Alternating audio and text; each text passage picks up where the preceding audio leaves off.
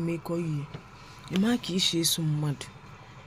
O nwere ndị na-enwe ajọ obi bụ na ime ihe na ha anaghị agbaghara ti ihe mee gị ihe ọjọọ. Na mmadụ na-awụ up and down. If you a young girl, a young boy, ọ na-awụ up and down. Some bụ mmadụ bụ ihe melia. O nwere ka ọ bụrụ onye imejọ. You understand, but you will not know. So when you are dealing with people, know the way you deal with people.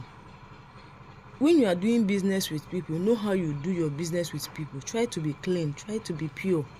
So that owegodi any issue pụtara amaka eso ya.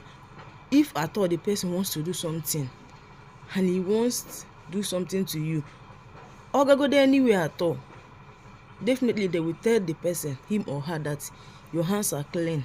Because chi mmadụ na-agbarụ mmadụ ọgụ, ọ bụ na eme amale ya.